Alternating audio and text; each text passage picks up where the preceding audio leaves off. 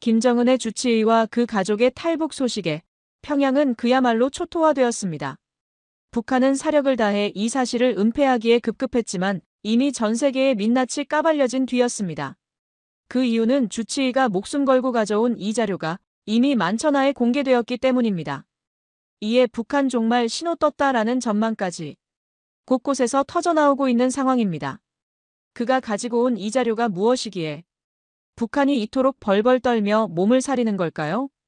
그는 어떻게 철통 같은 보안을 뚫고 자유의 땅을 밟을 수 있었을까요? 어디에서도 듣지 못했던 한 남자의 눈물겨운 속죄와 구원의 이야기, 지금 시작합니다. 이야기 시작하기 전에 구독과 좋아요 버튼 꼭 눌러주시면 영상 제작에 아주 큰 힘이 됩니다. 지금 어디에서 이 영상 시청하고 계신지 아래 댓글에 나눠주세요. 저는 김정은의 주치의였습니다. 이 말을 한국에서 처음 꺼냈을 때 사람들 표정이 얼어붙었어요. 믿기지 않는다는 눈빛이었죠. 하지만 사실입니다. 이름은 류광철, 평양 출신 내과 전문의이자 평양의학원 교수였어요. 심혈관과 신장계 전공으로 중환자 관리에 특화되어 있었습니다. 어린 시절부터 의사가 되고 싶었어요. 18세에 중국으로 유학을 떠나 임상솔기와 약물관리 체계를 습득했고 독일에서 단기간 더 공부하며 의사로서 지켜야 할 원칙들을 배웠습니다. 그때는 정말 순수했죠. 돌아와서는 환자를 진단하고 치료한 후 상담까지 통합하는 섬세한 진료, 철학을 정립했습니다. 특히 노인분들, 아이들, 장애인분들에게는 몰래 무상으로 진료했어요. 가정방문도 하고 시장 통해서 응급처치도 했죠. 사람들이 저를 어두운 곳의 의사라고 불렀습니다. 그런데 40대 초반, 제 인생이 송두리째 바뀌는 일이 발생했습니다. 김일성과 김정일이 심혈관과 신장 질환으로 사망한 전례 때문에 권력층에서는 해당 분야 전문의가 반드시 필요했거든요. 제 실력과 경력, 그리고 스승 김선호 박사님의 추천 덕분에 권력층 주치의 팀의 핵심 멤버로 발탁되었습니다. 순간 모든 것이 달라졌어요. 주택과 전용 차량, 보안 식자재가 주어졌습니다. 권력의 특혜였죠. 하지만 동시에 보위부의 상시 감시도 따라왔어요. 의무기록 전사는 1급 비밀망에 귀속됐고 작성하는 한 줄마다 보안코드를 서명하도록 강제당했습니다. 모든 기록이 국가기밀 사항이었어요. 김선호 선생님은 제게 아버지 같은 분이었습니다. 내과 권위자이시면서 의료윤리의 상징이셨죠. 어느 겨울 저녁, 연구실에서 지친 저를 집으로 불러주셨어요. 따뜻한 밥상을 사이에 두고 제 눈을 바라보며 말씀하셨습니다. 광철아, 넌 내 친아들 같다. 기억해라. 의사가 지켜야 할 건 권력이 아니라 사람이다. 진실이 목숨을 살린다.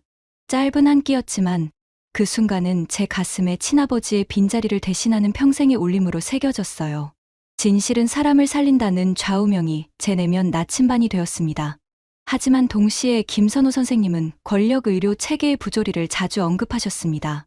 권력자만을 위한 병원은 인민을 죽이는 병원이라며 낮게 내뱉던 목소리는 제게 늘 불안한 그림자로 다가왔어요. 속으로 이 말씀을 계속하다가는 언젠가 화를 입으실 텐데 라는 불길한 예감을 지울 수 없었습니다. 권력 핵심부에 들어간다는 것은 특혜이자 동시에 족쇄였습니다. 매일 아침 거울을 보며 생각했어요. 나는 지금 의사인가? 아니면 체제의 부품인가? 저에게는 아내 리연숙과 아들 류진혁, 딸 류지민이 있었습니다. 당시 아이들은 아직 어렸어요. 살아남기 위한 침묵을 가족 수칙으로 공유했습니다. 겉은 냉정했지만 속으로는 여전히 의사로서 인간의 존엄을 붙잡고자 발버둥치고 있었죠. 김선호 선생님의 말씀이 계속 머릿속을 맴돌았습니다.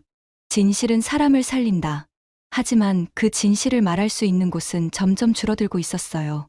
그러던 어느 날, 제가 가장 두려워했던 일이 일어나고 말았습니다.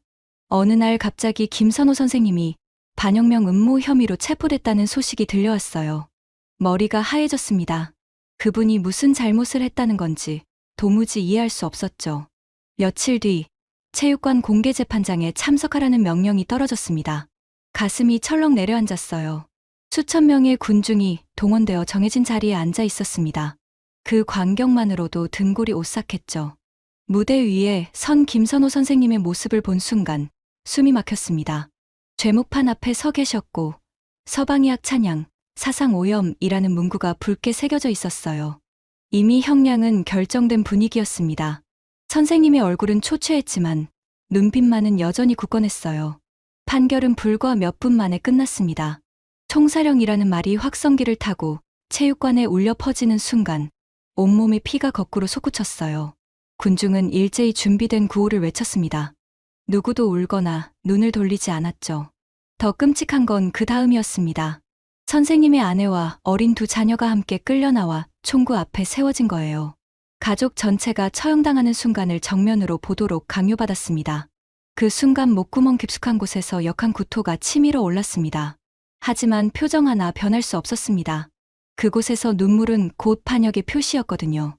손바닥을 꽉 쥐고 발끝을 굳게 고정해 아무렇지 않은 척해야 했습니다. 한치의 감정도 드러낼 수 없었죠. 수백 명이 앉아 있는데도 침 삼키는 소리조차 들리지 않았어요. 조준! 명령이 떨어지자 저도 모르게 숨을 참았습니다. 옆에 앉은 동료의 옷깃이 미세하게 떨리는 게 느껴졌어요. 총성이 체육관을 가득 메웠습니다. 군중은 다시 일제히 구호를 외쳤고 저는 손톱이 살 속으로 파고들도록 주먹을 꽉 쥐었어요. 저는 그 순간 뼈저리게 깨달았어요. 거대한 권력의 톱니바퀴 속에서 개인은 그저 하나의 부품일 뿐이라는 걸. 언제든 갈려나가고 교체될 수 있는 존재라는 걸 말입니다. 그 무력감 속에서 스승의 목숨이 꺼지는 순간이 영원히 제 마음에 각인됐습니다. 제가 존경했던 분, 아버지 같았던 분이 한순간에 사라져버렸어요. 그날 밤, 보위부 요원이 찾아왔습니다. 조용히 충성한다면 너와 내 가족은 안전하다는 메시지와 함께 선생님이 맡던 주치의 팀, 총책임자 자리를 강제로 떠안겼어요. 거부할 수 없는 명령이었죠. 그 자리를 수락하는 순간 의사로서의 존엄은 철저히 봉인됐습니다. 체제의 부속품으로만 존재해야 한다는 냉혹한 현실을 받아들여야 했어요. 선생님의 좌우명, 진실은 사람을 살린다가 귓가에서 메아리 쳤지만 지금의 저는 그것을 입 밖으로 낼 수도 마음에 새길 수도 없었습니다. 살아남기 위해서는 스스로를 속이고 체제의 명령에 절대 복종하는 침묵하는 충성자로 살아갈 수밖에 없었어요. 그것이 제가 선택할 수 있는 유일한 길이었습니다. 그렇게 스승이 처형된 지 5년이 흘렀습니다. 저는 침묵하는 충성자로 살아왔어요. 하지만 그 침묵은 시간이 지날수록 목을 조여오는 밧줄처럼 점점 더 무거워졌습니다. 매일 아침 출근할 때마다 두 개의 다른 세상을 오가야 했어요. 김정은 일가와 권력층 병동은 첨단 의료 장비와 수입 신약으로 가득했습니다. 환자용 침대 옆에는 최신 투석기와 수천 달러짜리 스텐트 키트가 비치되어 있었고 매일 고농축 영양소액이 전용 라인으로 공급됐죠. 간부 가족들은 몸이 조금만 아파도 외국에서 들여온 신약을 곧바로 맞았어요. 식탁에는 고영양 분말식과 수입 과일이 당연한 듯 놀라와 있었습니다. 하지만 불과 몇 블록 떨어진 민중병동으로 발걸음을 옮기면 완전히 다른 지옥이 펼쳐져 있었어요. 해열제 알, 멸균거즈 한 장도 귀에서 환자 가족이 집에서 가져온 옷을 찢어 상처를 감싸고 있었습니다. 수십 년 된 엑스레이 기계는 수시로 멈춰섰고 전기가 끊어져 수술 도중 손전등으로 환부를 비추는 일도 다반사였어요. 가장 가슴 아팠던 건 장마당에서 출처 모를 가짜 약을 사와서 환자 입에 넣으며 이거라도 믿어야 한다고 절규하는 가족들의 모습이었습니다. 같은 하늘 아래에서 벌어지는 이 극단적인 불균형을 목격할 때마다 의사로서 깊은 환멸이 가슴 깊숙이 파고들었어요. 매일 대조되는 현실 앞에서 저는 깨달았습니다. 의료가 더 이상 사람을 살리는 게 아니라 권력을 지탱하는 도구로 전락했다는 사실을 말이에요. 분노가 목구멍까지 차올랐지만 삼켜야 했습니다. 더 끔찍한 건 기쁨조 선발이 있는 날이었어요. 병원은 언제나 살벌한 긴장감으로 가득 찼습니다. 젊은 여성들이 줄지어 들어오면 저는 뇌과 총괄로 혈액, 심전도, 신장 수치를 확인해야 했어요. 커튼 너머에서는 산부인과 강제 검사가 이어졌고 훌쩍이는 소리와 차가운 금속 기구 소리가 번갈아 들려왔습니다. 보위부 요원은 빨리 끝내라라며 재촉했고 저는 기록과 진정제 투여 동의서에 억지로 서명해야 했어요. 의술이 권력자의 쾌락을 보장하는 도구로 전락하는 그 순간마다 환자의 심장이 공포로 요동치는 것을 손끝으로 느꼈습니다. 죄책감이 온몸을 짓눌렀어요. 밤이면 아무리 손을 씻어도 씻어지지 않는 피비린내와 수치심이 남아있었습니다. 거울을 볼 때마다 생각했어요. 나는 더 이상 의사가 아니다. 함께 근무하던 동료 주치의들이 이유도 모른 채 하나둘 사라지는 일도 빈번했습니다. 누군가는 공개 처형당했고 누군가는 가족과 함께 수용소로 끌려갔어요. 언제든 나도 우리 가족도 증발할 수 있다는 두려움이 점점 현실로 다가왔습니다. 수년간 이어진 부정부패와 기쁨조 검사, 동료들의 숙청을 지켜보면서 결국 제 내면에 더 이상 침묵할 수 없다는 각성이 일어났어요. 밤마다 스승의 수첩을 펼쳐보며 떠올렸어요. 진실은 사람을 살린다. 이제 그 말은 억눌린 불씨가 아니라 행동으로 옮겨야 할 명령처럼 들렸습니다. 저는 결국 결심했습니다. 더 이상 침묵하지 않는다. 싸움꾼으로 살아야 한다. 그 싸움의 첫걸음은 목숨을 걸고라도 탈북을 결심하는 것이었습니다. 그렇게 탈북을 결심하고 몇 개월이 지났을 때 하늘이 저에게 기회를 던져주었습니다. 김정은의 건강이 급격히 악화된 거예요. 갑자기 걷기조차 힘들어했고 중요한 공식 행사에 몇 차례 연속으로 불참했습니다. 예정된 군부대 시찰도 모두 취소됐어요. 최고 지도자가 공개석상에 나타나지 않으니 권력 핵심부는 바짝 긴장했습니다. 그때 저에게 선진의료기술 도입협의라는 명목으로 해외 출국 지시가 내려졌어요. 순간 온몸에 전기가 흐르는 듯했습니다. 이건 하늘이 준 기회다. 하지만 가족을 두고 혼자서는 절대 갈 수 없었어요. 즉시 가족 동반 출국을 요청했습니다. 위기 상황에서 가족 건강 보호가 필요하다는 명분을 내세웠어요. 다행히 수년간 쌓은 신뢰 덕분에 허가를 받을 수 있었습니다. 이제 진짜 준비를 시작해야 했어요. 첫 번째 타겟은 병원 행정실의 간부였습니다. 평소 술자리에서 아이 수술비가 부족하다며 하소연을 늘어놓던 인물이었거든요. 저는 은밀히 그를 불러냈습니다. 선생님, 항상 신세를 지고 있으니 제 작은 마음입니다. 제가 고급 수입약 몇 상자를 슬쩍 밀어놓자 그의 눈이 반짝였어요. 서류 검토 단계에서 특별한 관심을 좀 부탁드립니다. 이미 허가는 받았지만 실제 심사 과정에서 문제없이 통과할 수 있도록 이중 보험 장치를 마련했습니다.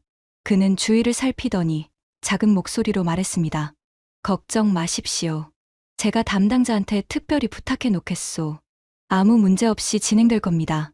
두 번째 조력자는 공항 경비대 출신 친척을 둔 동료였어요.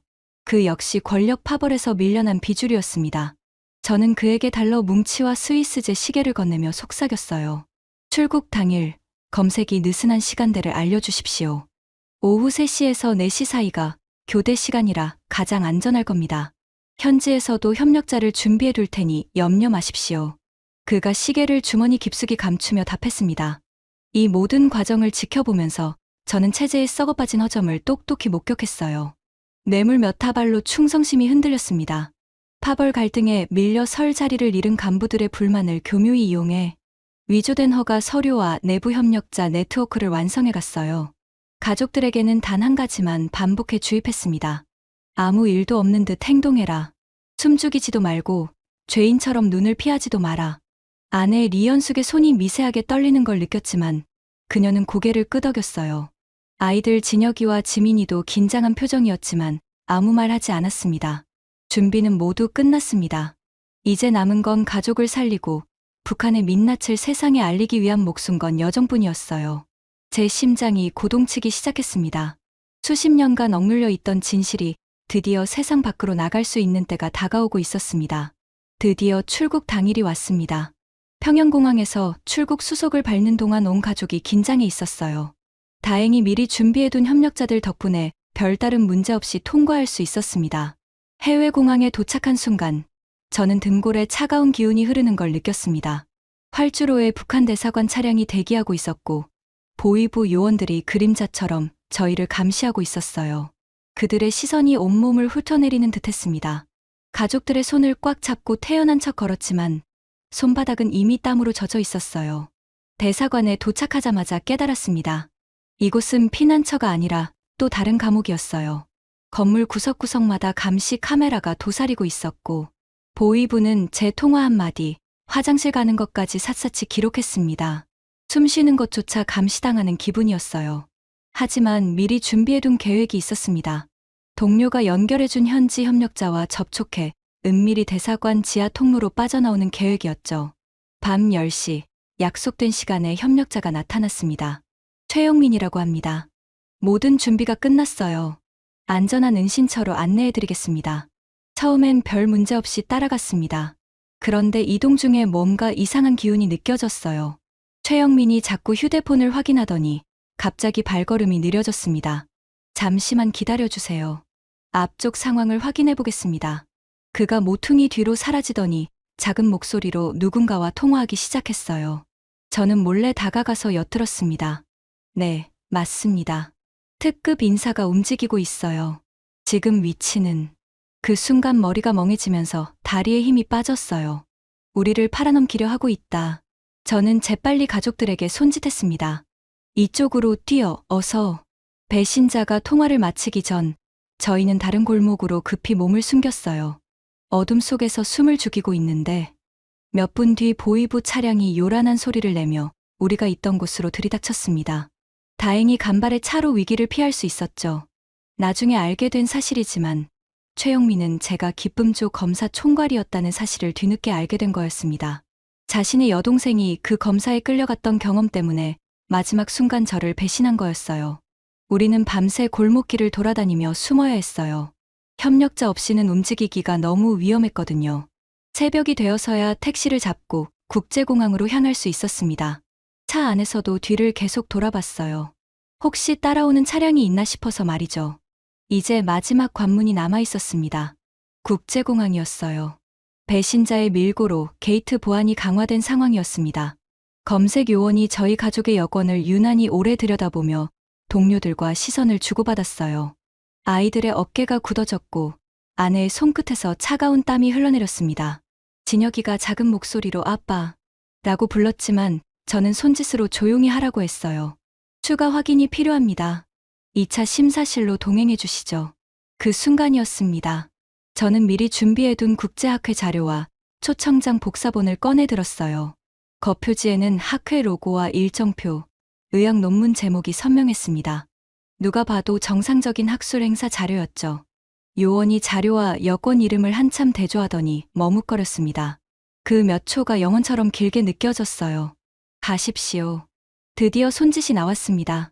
저는 태연한 표정으로 고개를 숙였지만 셔츠가 등에 달라붙을 정도로 식은땀을 흘리고 있었어요. 비행기가 활주로를 달리기 시작하자 가족 모두 동시에 깊은 숨을 내쉬었습니다.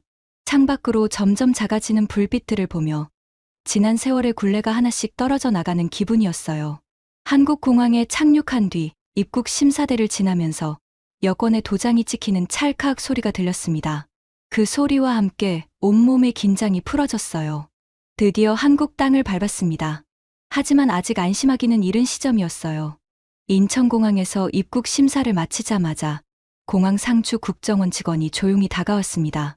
보호 절차를 진행해야 합니다. 이쪽으로 오시죠.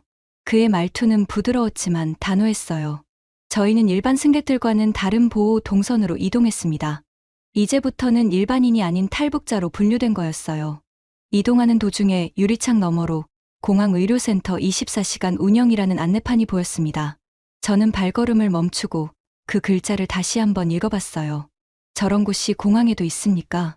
국정원 직원이 처음 받는 질문이 아닌 듯 자연스럽게 대답했습니다. 네, 응급환자든 여행객이든 누구나 위급 상황 발생 시 24시간 이용할 수 있습니다. 그 말을 듣는 순간 가슴 한켠이 뜨거워졌어요. 북한에서는 병원이 권력의 전유물이었는데 이곳에선 누구에게나 열려 있다니. 중얼거리며 조용히 발걸음을 옮겼습니다. 별실에서 면담이 시작됐습니다. 일반 탈북자들과는 차원이 다른 수준의 질문들이 쏟아졌어요. 수년간 심혈관과 신장 전문의로 김정은 일가와 최측근 간부들을 직접 진료했다는 사실, 핵심 의료 기록망과 권력층 병동 시스템에 접근했던 경력 하나하나 확인받았습니다. 질문은 치밀했지만 전혀 고압적이지 않았습니다. 협박이나 위협은 단 한 차례도 없었어요. 오히려 천천히 말씀해 주세요. 물 한 잔 드시겠습니까? 라는 배려가 계속됐습니다. 그때 깨달았어요. 여기는 진실을 있는 그대로 말해도 되는 곳이었습니다. 얼굴에는 여전히 긴장이 남아 있었지만 마음 한켠에서는 안도감이 밀려왔어요. 수십 년 만에 처음으로 솔직하게 이야기할 수 있는 자리였거든요. 면담을 마친 뒤 가족과 함께 임시 보호구역으로 이동했습니다. 지급된 물품들은 화려하지 않았어요. 하지만 중요한 차이가 있었습니다. 이 모든 것들이 충성 때문이 아니라 필요 때문에 주어진다는 사실이었어요. 그 당연한 원칙이 저에게는 충격으로 다가왔습니다. 하나원으로 이송되기 전 잠시 휴식 시간이 있었어요. 저는 깊은 숨을 들이키며 스승 김선호 박사님의 말씀을 떠올렸습니다. 의사는 사람을 듣는 직업이다. 오늘 그 말씀이 제도와 일상 속에서 살아 움직이는 걸 처음 목격했어요. 그날 밤 임시 숙소 창가에 서서 저는 멀리 보이는 공항 의료센터의 불빛을 바라봤습니다. 밤늦은 시간인데도 환하게 켜진 그 불빛이 따뜻하게 느껴졌어요. 의료가 사람을 지키는 나라. 여기서라면 나도 다시 진짜 의사로 돌아갈 수 있지 않을까. 눈가가 촉촉해졌습니다. 아내 리연숙이 다가와 제 손을 조용히 잡아주었어요. 진혁이와 지민이도 창가로 와서 함께 그 불빛을 바라봤습니다. 가족 모두 말은 하지 않았지만 같은 생각을 하고 있다는 걸 알 수 있었어요. 드디어 안전한 곳에 도착했다는 안도감, 그리고 이제부터 시작될 새로운 삶에 대한 설렘이 섞여 있었습니다. 하나원 교육을 마치고 본격적인 면담이 시작됐습니다. 국정원과 통일부 관계자들이 함께 참석한 자리였어요. 선생님께서 목격하신 북한 내부 상황에 대해 자세히 말씀해 주시겠습니까? 저는 깊은 숨을 들이쉬고 입을 열었습니다. 최고위층은 해외에서 들여온 의약품과 최신 장비를 독점했습니다. 반면 일반 민중은 소독약조차 구하지 못해 고통받고 있어요. 면담관들의 표정이 진지해졌습니다. 저는 계속 이야기했어요. 권력층 전용 진료팀에서 수년간 몸담으며 직접 목격한 참혹한 현실들을 하나씩 털어놓았습니다. 가장 말하기 어려웠던 건 기쁨조 선발 과정에 대한 증언이었어요. 연령과 출신 성분, 외모로 줄을 세운 뒤 강제 검사가 이어졌습니다. 의료행위가 인권을 짓밟는 도구로 쓰이는 걸 제 눈으로 봤어요. 목소리가 떨렸지만 계속했습니다. 제가 직접 경험한 일입니다. 더 이상 침묵할 수 없어서 이 자리에 서게 됐어요. 면담관 중 한 명이 조심스럽게 물었습니다. 약품 관리는 어떻게 이루어졌나요? 권력층을 위한 비밀 약품 창고가 따로 있었어요. 고급 수입 약품이 넘쳐났지만 민중들은 장마당 가짜 약에 목숨을 맡기고 있었습니다. 제대로 된 치료도 받지 못하고 목숨을 잃기도 하고요. 그 대조적 현실을 떠올리니 가슴이 답답해졌어요. 의무기록 관리에 대해서도 증언했습니다. 이중으로 관리됐어요. 정치적 의도에 따라 언제든 수정하고 삭제할 수 있었습니다. 환자가 아니라 권력을 지키기 위한 기록의 폭력이었어요. 가장 아픈 건 스승 김선호 박사님 이야기였습니다. 의학은 생명을 살리는 일인데 그분의 헌신조차 체제 앞에선 죄가 됐어요. 목이 메어 잠시 말을 멈춰야 했습니다. 숙청된 동료 의사들과 연좌제로 함께 사라진 가족들의 사례도 정리해 전달했어요. 실명은 감췄지만 이것이 개인의 비극이 아니라 구조적 비극임을 명확히 알렸습니다. 며칠 뒤 언론 앞에 서게 됐습니다. 신변 보호를 위해 얼굴은 가리고 목소리도 변조한 상태였어요. 수십 개의 카메라가 저를 향해 있었지만 떨리는 목소리로 단호하게 말했습니다. 북한에서 의학은 생명을 살리는 도구가 아니라 민중을 통제하고 권력자를 섬기는 도구였습니다. 국회 청문회와 방송 인터뷰가 이어졌어요. 용기 있는 의사라는 평가가 쏟아졌지만 저는 부끄러웠습니다. 더 일찍 용기를 내지 못했던 제 자신이 말이에요. 해외 인권 포럼에서도 마이크를 잡았습니다. 진실을 기록하고 말할 수 있는 자유. 그것이 제가 한국에서 얻은 가장 큰 약입니다. 청중석에서 박수가 터져나왔어요. 하지만 저는 알고 있었습니다. 아직 북한에 남아있는 수많은 사람들이 여전히 고통받고 있다는 것을 말이에요. 제 증언은 국내 여론뿐 아니라 국제사회에도 큰 울림을 남겼습니다. 북한 체제의 비인간성을 고발하는 동시에 한국 사회가 가진 자유와 법치의 소중함을 다시 한번 부각시키는 계기가 됐어요. 매일 밤 잠자리에 들기 전 저는 스승의 말씀을 되뇌었습니다. 진실은 사람을 살린다. 이제야 그 말씀을 실천하고 있다는 생각이 들었어요. 증언을 마친 뒤 저는 곧바로 정부와 지자체 산하 탈북민 지원기관에 협력 의사로 등록했습니다. 전직 주치의 경력을 고려해 일정한 생활비와 강의 수당이 보장됐고 동시에 봉사활동을 병행할 수 있었어요. 첫 배치지는 탈북민 보호센터 의료지원 프로그램이었습니다. 그곳에서 만난 탈북민 청년들은 밤마다 악몽과 불면증에 시달리고 있었어요. 저는 단순히 약물 처방만 하는 게 아니라 환자의 몸과 마음까지 함께 돌보며 진료했습니다. 북한 체제에 순응하기 전 따뜻한 의사의 모습으로 돌아가고 싶었거든요. 한 청년이 제게 말했습니다. 선생님, 저는 매일 밤 꿈에서 총소리를 들어요. 언제쯤 이런 게 사라질까요? 그 순간 스승의 처형 장면이 떠올랐어요. 저 역시 같은 아픔을 겪고 있었거든요. 시간이 걸릴 수 있어요. 하지만 우리는 이제 안전한 곳에 있습니다. 함께 이겨내 봅시다. 보건복지부와 통일부 공동 프로젝트에도 참여했어요. 북한 병원의 구조적 실태와 탈북민 건강 문제를 상세한 보고서로 정리해 정책 자문에 도움을 줬습니다. 수십 년 동안 봉인되어 있던 제 지식이 드디어 사람을 살리는 길로 쓰이기 시작한 거였어요. 하지만 봉사와 증언의 무게는 결코 가볍지 않았습니다. 스승을 지키지 못했고 동료들을 살리지 못했다는 죄책감이 여전히 따라다녔어요. 진료할 때마다 속으로 중얼거렸습니다. 이건 내가 외면하고 구하지 못한 모든 사람들을 위한 속죄다. 환자 옆에 앉아 맥박을 짚고 눈을 맞추며 대화를 나누는 시간들이 저 자신을 조금씩 치유해 갔어요. 그 죄를 매일 현장에서 조금씩 덜어내듯 말이죠. 언론이나 국제포럼 무대에 오를 때마다 저는 짧게 말했습니다. 진실은 사람을 살린다. 그 말은 이제 스승 김선호 박사님의 좌우명이 아니라 제 삶 그 자체가 되어 있었어요. 가족들도 각자의 자리에서 새로운 삶을 만들어가고 있었습니다. 진혁이와 지민이는 학교에 적응하며 미래를 꿈꾸기 시작했어요. 아내 리연숙은 지역 공동체 활동에 참여하며 이웃들과 연결되어 갔습니다. 가족의 웃음소리를 들을 때마다 두 가지 감정이 교차했어요. 살아남길 잘했다는 안도감과 이제 침묵하지 않고 살겠다는 다짐이었죠. 동료 탈북민들은 저를 형, 선생님, 진짜 의사라고 불렀어요. 과거 체제의 도구였던 그 이름이 이제는 사람들을 세우고 치유하는 이름으로 바뀌어 있었습니다. 어느 날 밤, 진료를 마치고 집으로 돌아가는 길에 하늘을 올려다봤어요. 별들이 반짝이고 있었습니다. 북한에서는 한 번도 이렇게 자유롭게 하늘을 올려다본 적이 없었어요. 나는 수많은 순간에 눈을 감고 귀를 막았다. 하지만 이제야 알았다. 살아남은 자에게는 증언의 책임이 있다는 것을. 한국은 저를 다시 의사로 살게 해줬어요. 그리고 이제 저는 진실로 사람을 살리고 있습니다. 스승의 말씀대로 진실이 정말로 사람을 살리고 있어요.